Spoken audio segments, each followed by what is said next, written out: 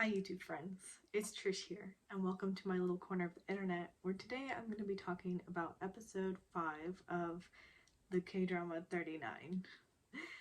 Um,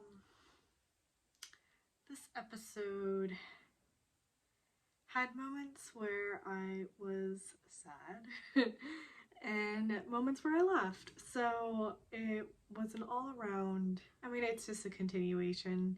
I knew from last episode for sure that I was probably going to get really emotional multiple times while watching this drama, and that's definitely the case. It's okay though, we will get through this together. So let's go ahead and get into episode 5, I guess. This episode definitely just had parts that I really liked in finding out more about characters. Like, we're delving a bit more into Mijo and I guess, Sonyu, and I still have questions though. So many questions. I mean, they're just feeding us bits of information here and there throughout these episodes, and it's like, I want the bigger picture. What is going on?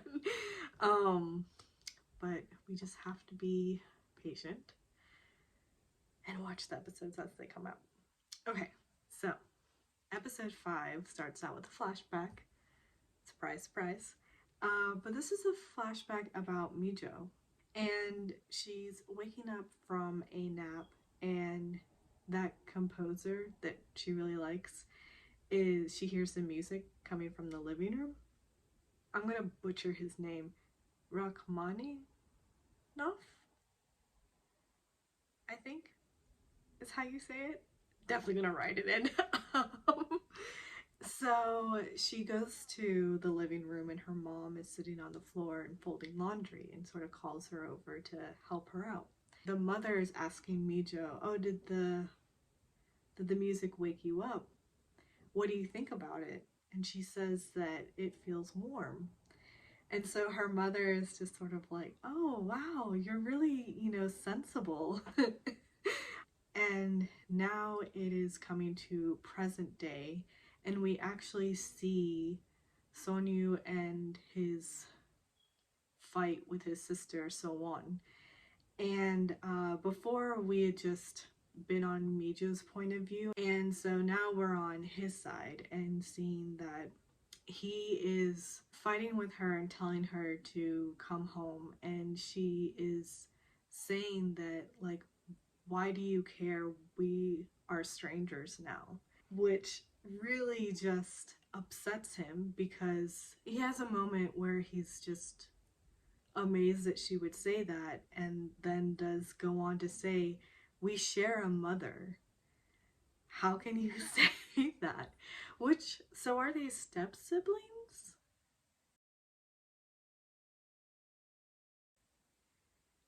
I'm not sure what's going on. At that point, he's still trying to convince her to come, but her employers are coming out and pulling her into the hostess bar, and the bouncers are there, and so he looks across and sees that Mijo and her friends are standing there. And her friends sort of wonder if she should go after him, but she says that, "I don't think now is a good time." So they go off, and you could tell she's still worried because she does look back towards him, but he's already walking away. The next day, she goes to his office. So she decides to just open up and tell her that, we've decided to be happy. With the time we have left, do everything we can just to be happy. Not sure if it'll work out, but that's the plan. And so we went to a nightclub last night, and he does acknowledge and say, "Oh, that's why you were there."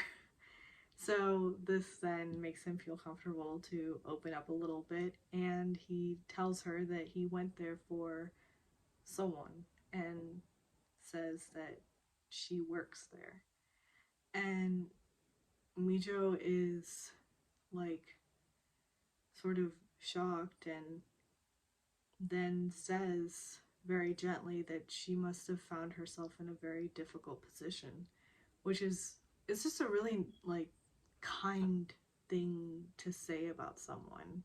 Basically, she says she's not judgmental in any sort of way, and she's not making any assumptions as to someone's character or anything, just saying she must have been in a difficult position to end up as a hostess in a hostess bar. He tells her that you have enough on your plate, don't add this, like don't be worried about it. Then we see Chanyeong sort of sitting in her living room, and she just seems out of it and somewhat fidgety, I guess. Then she goes to the fridge saying she's hungry, looks at the side dishes her parents gave her, opens them, and then closes it and puts it back, and then walks away from the fridge. So yeah, she's just absent-minded or just, I don't know, in a weird way. And then we see Mijo is in a appointment with her psychiatrist, which we love to see. A representation of therapy, mental health. I love it. And he's sort of asking her about like how she's doing. She says that she's not going anymore. Her friend is sick.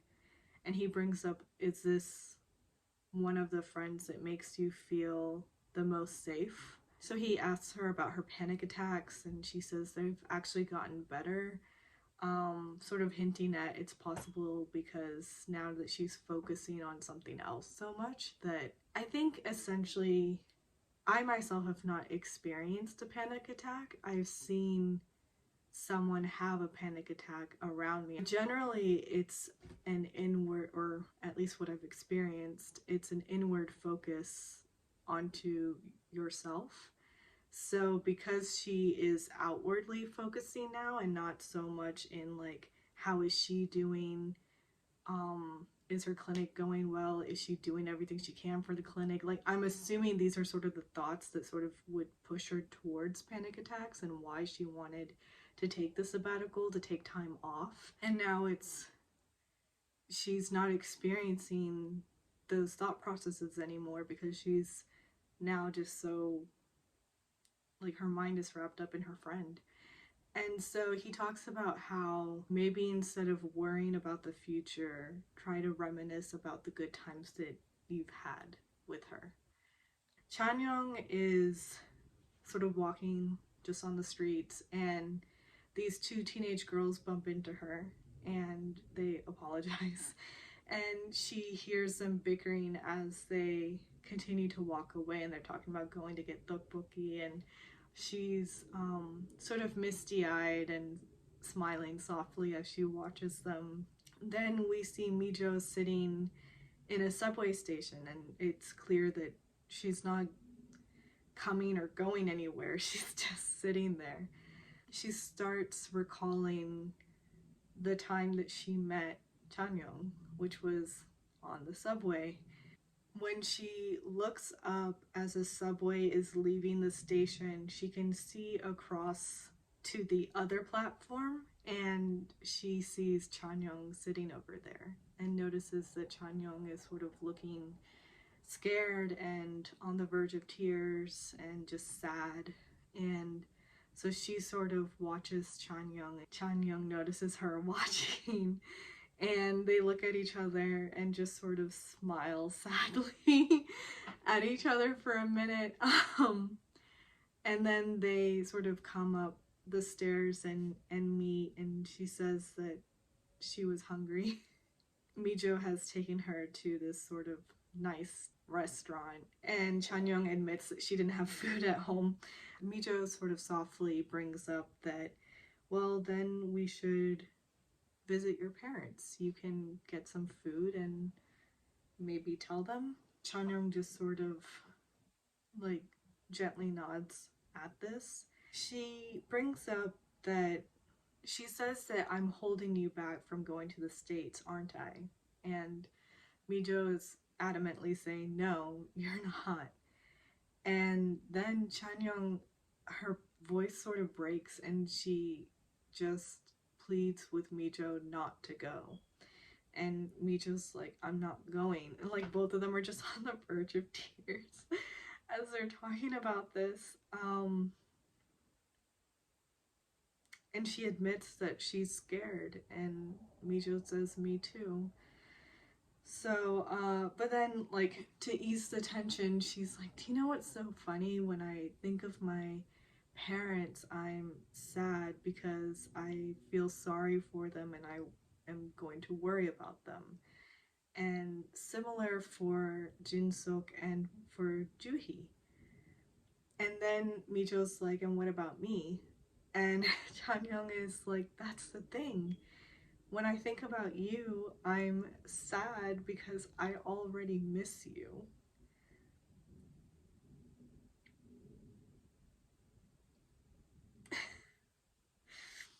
And Micho's like, is that why you were at the subway?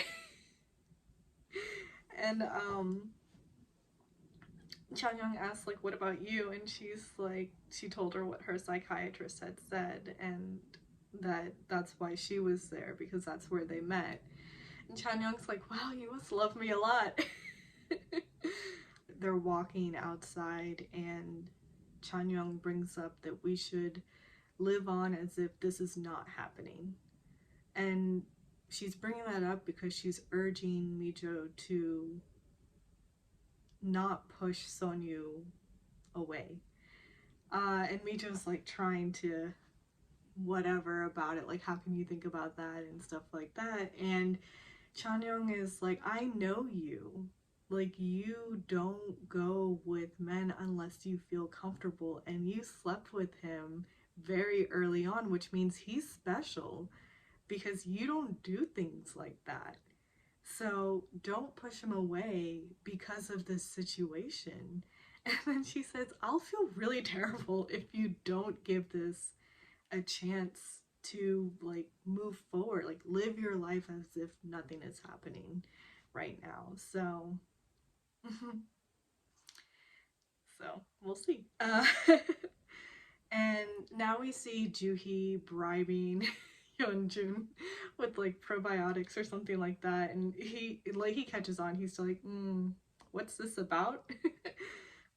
And she says that she would like to borrow his kitchen. After hearing that she wants to make something for Chanyoung, and that, like, it takes a long time, and she used to make it for her mom when her mom was sick, and she's worried that the smells will sort of make her feel nauseated, he asks if he can help as well. So, yay. So Jinsuk and Chanyoung are now walking, and he lets her know that oh my god, he lets her know that he has told his son about the divorce, which she was, I guess, still hoping that she could talk him out of. So she's just like, why are you stressing me out? Like, why are you doing this stuff? Don't push forward with this, and don't be rash, basically. He asks her to reconsider doing chemotherapy, and she lets him know that it's not treatment. Treatment means that she would be cured, and this is not going to do that. Chemotherapy would just elongate her life by some months. That's really it. So, no. Anyway, she then goes on to say that I have a lot of things to do. I need to take care of my parents, and I'm worried about them, and I'm worried about Juhi and Mijo, and I have some things I need to do for them. And over here, it's really funny. He's like, what? Why are you having to take care of them in a moment like this? And she's like, are you having a tone with me? And he's like, okay, fine, I'll whisper. And he goes in and whispers in her ear, and he's like, you're nosy. um, and then he sort of brings up that he's looking for places to get, and he should look in the countryside, right? Move in with me. And she just thinks he's bonkers crazy. And he just says that, you know what, you follow your heart and I will follow mine. And then just, like, loops arms with her, and they're walking on. So not sure what's gonna happen there. Now Sonyu is waiting outside of the hostess bar,